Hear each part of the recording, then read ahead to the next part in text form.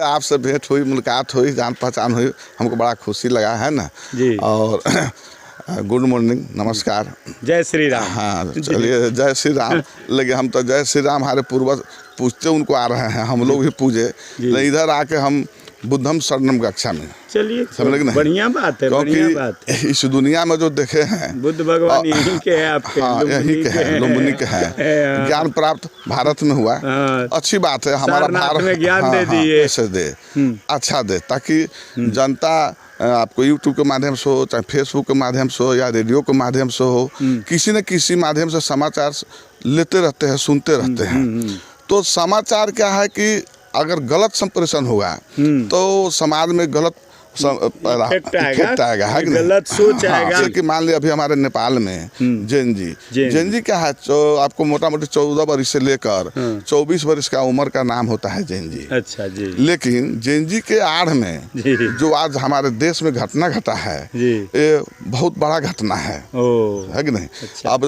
जैसे कि सिंह दरबार को जला देना, राष्ट्रपति भवन को जलाना, आपको जैन जी की युवा पीढ़ी है, लेकिन उसको आगे धकल कर अगर हम लोग जैसे लोग गलती करें तो आज 80 जैन जी का जो शहादत हुआ है, अच्छा 80 को कर गया, वो किसी का तो बच्चा है ना, किसी समाज का बेटा है, समाज का है। तो इसलिए ऐसा घटना नहीं होने से जैन जी को आगे बढ़ाकर हम लोग उसके आड़ में फायदा ले, बुरी फायदा, ये अच्छा नहीं बात है। जैन जी जो उद्देश्य लेकर आगे बढ़ा था, किसी के भ्रष्टाचार है, उस पर हम बात करेंगे, उस पर बात करेंगे, मुद्दा दिखाएंगे। नेता के जैन जी जो है उसके साथ है, अच्छा, और उसके साथ है, वहाँ से संप्रेषण मैसेज कर रहा है ना, और उसके माध्यम से नेता अपना काम कर रहे हैं। रुक जाइए, इनसे पहले बता लें तो बताइए सर। तो ऐसा नहीं होना चाहिए, धोखे वाला काम नहीं होना। धोखेबाज काम से क्या होता है कि समाज, देश सबका फायदा नहीं होता, लाभ नहीं होता। सवाल है, बहुत समाज में प्रतिशोध के भावना से ज्यादा जी रहे लोग, प्रतिशोध एक दूसरे से जी।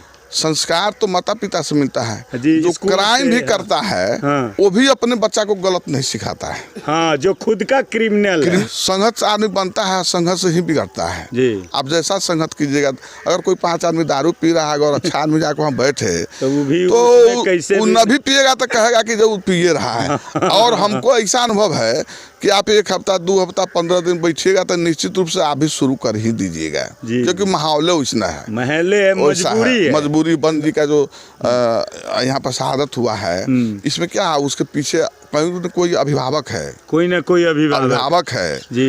अब आपके बच्चा से प्रेम नहीं है, अच्छा, उसको अपने बच्चा से प्रेम है, आपके बच्चा को आगे बढ़ा है ना, बालन है चाहे सुधन गुरु है, इसे युवा है। लेकिन जितना भी घटना घटा हमारे देश में, उसी के माध्यम से नहीं घटा है, उसको आगे बढ़ाया है, वो निर्दोष है, लेकिन आज सारा उसी के ऊपर थोपे जा रहा है, उसी के ऊपर थोपे जा रहा है, वो निर्दोष है। तो फिर घटना घटा कैसे? घटना घटा कैसे? हमारा मुद्दा है भ्रष्टाचार। हाँ, हम लिखते हैं जनता की आवाज, तो हमको जनता की आवाज बनना है ना, जनता की आवाज बनना है, दूसरा कोई मुद्दा ही नहीं। अपने संपत्ति अगर नाश कर लिए अपने देश का, तो कौन अच्छा काम कर लिए? हमारा बहुत अच्छा रिश्ता भारत से है, ये कभी टूटने वाला नहीं है, कभी नहीं, कभी नहीं। चांद शुरू जाएगा तब तक रहेगा। तो कुछ लोग बोलते हैं बेटी रोटी का संबंध, एकदम सही कहते हैं कि टूटने का भी नहीं है। और चीन से भी मेरा मित्रता है, वो भी हटने का नहीं है। लेकिन हमारे बीच, भारत और चीन के बीच में जो नेपाल है, अगर मान लिए भारत है कोई किसी प्रकार का समझौता करना चाह रही है आपके चीन से, तो अच्छी बात है। लेकिन हमारे बीच में जो समस्याएं हैं वो बैठ के समाधान करे ना, बैठ के समाधान करे, अच्छी तरह से होगी समाधान, नहीं होने कोई बात। लेकिन आप चाहिएगा कि नहीं समाधान करे, सीधे हम कुछ कर दे, अच्छा नहीं होगा, वातावरण समाज का अच्छा नहीं होगा। तो सबसे बुरा बात है आर्थिक स्थिति। आदमी कोई भी गलत काम कर रहा है तो आर्थिक स्थिति के चलते कर रहा है। अच्छे अच्छे परिवार है, लेकिन आर्थिक स्थिति के चलते वो अपना कमजोरी किसी को दिखाना नहीं चाहते हैं जी। है कि नहीं? आज जो हमारे समाज में, देश में, अपना गांव अपने बनाओ, चाहे पूरे देश का नगर पालिका जो व्यवस्था दिया गया है, अगर 5 वर्ष में ईमानदारी से यहाँ काम कर दिया जाए तो एक भी परिवार गरीब नहीं रह सकता है। यहाँ के कोई भी लेडीज हो चाहे पुरुष हो, यहाँ से जेंट्स हो जाते हैं मेजरगंज, अपेंडिक्स का ऑपरेशन कराने जाते हैं, हाइड्रोसिल का कराने जाते हैं, चाहे बच्चेदानी का ऑपरेशन कराने जाते हैं, तो 1 लाख रुपया नेपाली खर्च है। यहाँ हमारे यहाँ PMCH है, इसमें अगर सर्जन को व्यवस्था कर दिया जाए। तो मान लिए किसी को समस्या, अगर सिंचाई है, सिंचाई में अगर हम मान लिए पोलिंग करवा दिए, ट्रांसफार्मर लगवा दिए उस जगह, तो हमारे क्या ईंट का कम से कम प्रति कट्ठा 40 कुंटल होना चाहिए, इसका है। तो जिसको हमने चुन के कुर्सी पे बैठाया, हम अगर बोल रहे हैं तो उनको समझना चाहिए कि भाई हमारे किसान को अगर यह सुविधा हो जाए तो उसको पैसे का अभाव होगा नहीं होगा। मतलब प्रति कट्ठा जो गन्ना बोले हैं 40 जीवित रखते हैं, जीवित रखते हैं गन्ना को। 400 रुपया प्रति घंटा पानी का लेता है। अच्छा, तो आप गन्ना को जीवित रखते हैं। अच्छा, ले उसको भरपूर अगर पानी मिलेगा तो वो जीवित नहीं रहेगा। जीवित रहने के साथ साथ वो बहुत ज़्यादा बोलने वाले हो जाए, आवाज़ देने वाले हो जाए, आवाज़ उठाने वाले हो जाए, तो एकदम वहाँ पे काम हो जाएगा। अब रही स्कूल की बात, अब स्कूल में हमारे यहाँ अच्छा रिजल्ट क्यों नहीं आ रहा है कि नहीं? तो उसके लिए कैसा शिक्षक को रखे, उस स्कूल में कमी क्या है। मान लिया हमारा बच्चा अगर काठमांडू पढ़ रहा है तो कारण क्या है, स्कूल तो यहाँ भी है, शिक्षक वहाँ भी है नहीं जी। तो वो यहाँ पर कमी क्या है उसको हमको पूरा करना है। तो उसके लिए व्यवस्था है ऑलरेडी। हमारी सरकार जो है नगर पालिका में, हमको लगता है इस नगर पालिका में नहीं, सब नगर पालिका में 100 करोड़ बजट यहाँ आती होगी। 100 करोड़।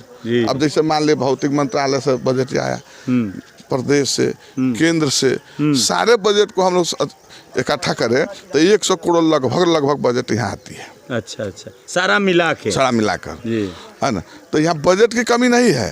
अब उस पैसा को हम यूज कहाँ करें जिससे जनता को डायरेक्ट अनुभूति हो, सुख सुविधा। और जब तक जनता को डायरेक्ट अनुभूति नहीं होगा तो आप कुछ नहीं कर सकते। जैसे मान लिया बना दिया ये दिखाइए, ये मंदिर की बात होने लगी है, बना दिया है, यहाँ हम बैठते हैं, अच्छा लगता है, लेकिन पेट तो इससे नहीं हमको भर रहा है। थोड़ा जूम करके दिखाइए मंदिर को, पेट तो नहीं भर रहा है, नहीं है ना। बैठते हैं तो उस समय आनंद का अनुभूति होता है। तो सिर्फ आनंद अनुभूति करने से नहीं, पेट भी भरना चाहिए ना। पेट भी वैसा विकास और भी होना चाहिए। मतलब कृषि के क्षेत्र में, शिक्षा के क्षेत्र में, सिंचाई के क्षेत्र में, है कि नहीं जी। तो सारी व्यवस्था सरकार दिए हुए है। लेकिन सवाल यह है कि जो पद पर जाने के बाद उसको जनता से अनुभव कराना चाहिए, वह अनुभव नहीं हो रहा है। इसके लिए हम लोग पीछे न। तो आज नेपाल में जो व्यवस्था मनमोहन अधिकारी जन नेता है ना, आपको जन नेता मनमोहन अधिकारी जो थे वो बहुत बड़ा महान नेता थे। उन्हीं का दिया हुआ है, अपना गांव अपने बनाओ, वृद्धा पेंशन ये सब उन्हीं का दिया हुआ है। अब दिया हुआ नहीं है, ये अनुभूति पदाधिकारी लोग कर रहे हैं, यह अनुभूति जनता के समक्ष डायरेक्ट नहीं पहुंच पा रहा है। अब हमें शिविर करने से पेट नहीं भरेगा, NGO चलाने से जनता को सुख सुविधा नहीं मिलेगा।